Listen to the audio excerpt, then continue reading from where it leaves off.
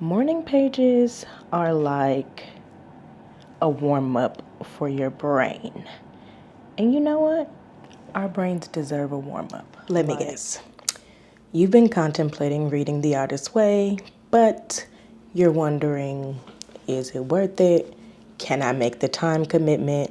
What's in it for me? And ultimately, is it going to lead to a creative breakthrough? Like, I've had the book for, I don't want to say how many years. Let's just say I understand what it's like to be contemplating whether or not you're even going to crack the book open after you've purchased it. Well, I've officially been following it for about 2 weeks, and I'm going to answer those questions with my early answers anyway, as an aspiring full-time artist. So I personally watch Dochi's videos of her going through the book. And so I'm just hoping that if I could get a modicum of the ability to lock in that she has, I'm going to be good on my journey. Not Dochi's journey, but on my journey. Okay, so if you're remotely familiar with The Artist's Way, you've probably heard about the morning pages. And I will say that I feel like morning pages, one, kind of get a bad rep, and two, they're like the a warm up for your brain. Like, you just get all that randomness that's on your mind when you first open your eyes or like start your day or whatever. You just get that out, and I find that that's good for just having more clarity throughout the day, honestly. And I know like 3 pages of writing can be a lot and it can be overwhelming. And also, like, even I feel like when I'm writing in a messy way where I'm like, oh, I don't care how it looks, it still takes me like 45 minutes to actually finish the 3 pages, which is the recommendation. No, you don't have to do it for the full 45 minutes, but for me, I would say that's actually where I get the most out of it, when I'm forced to go do that third page, even if I don't want to or feel like I don't have anything else to say. Usually, if I just keep writing, even just writing, I don't have anything else to say, that will typically lead to something. And like, that's where the revelations are and the aha moments that we're seeking. And so I would say, like, just push yourself past what feels annoying, even a little bit, and I think you would get the most out of it. But I can't stress that if I didn't do anything else from this book, morning pages have been like life altering at this juncture in my life and like in my creative journey. I feel like I found this book or picked it up rather, at the exact right moment, and the other moments probably would have been great as well. But yeah, I think I have gotten so much out of morning pages, and they really kind of caught me off guard. But I'm open to that and have really enjoyed it, and will likely continue to do them even after I'm done with like the 12-week experience.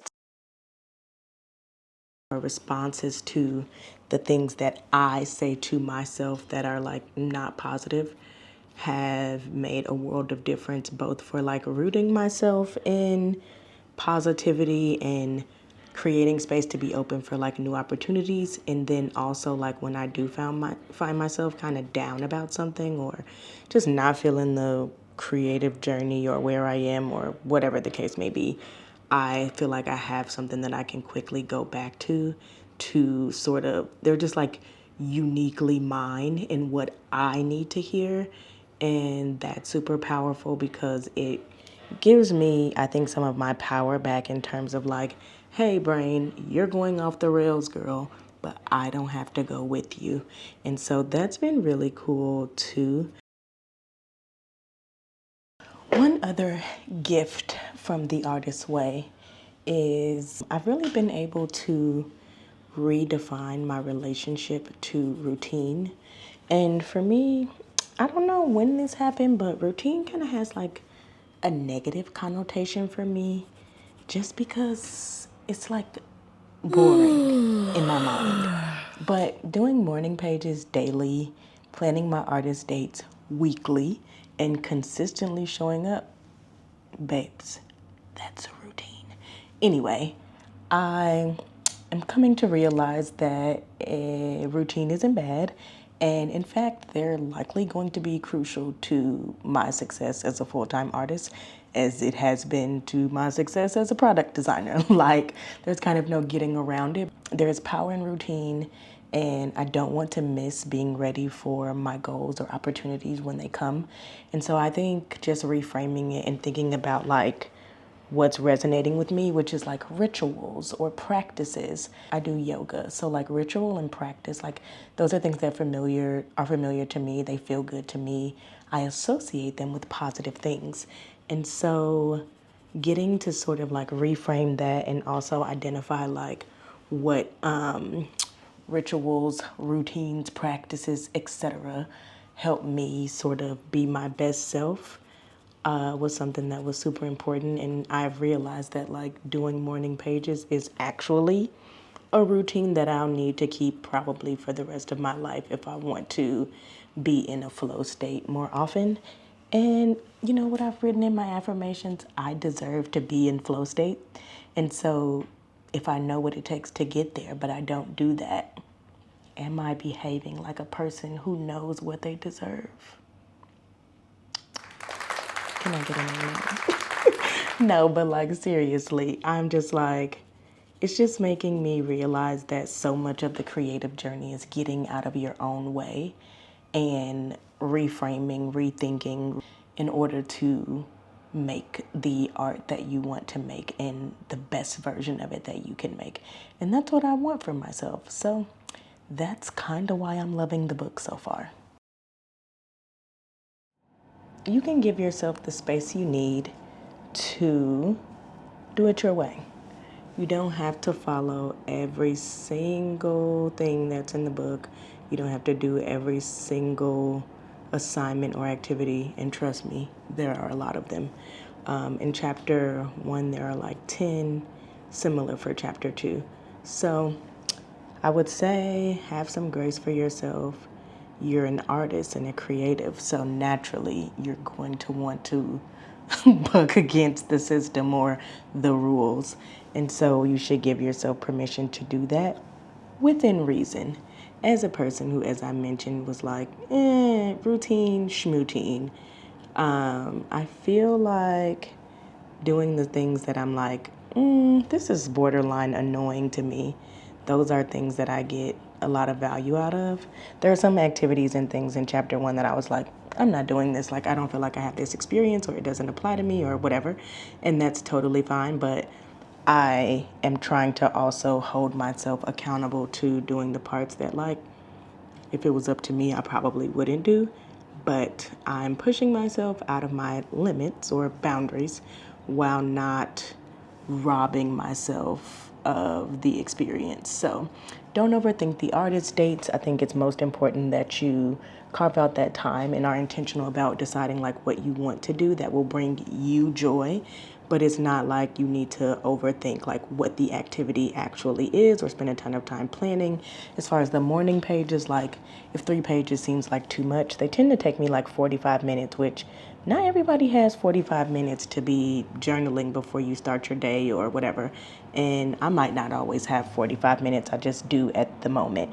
And so, yeah, like start with 1 page or 2 pages or set a 30-minute or 15-minute timer, whatever feels like it is going to fit in your schedule and be something that you can commit to.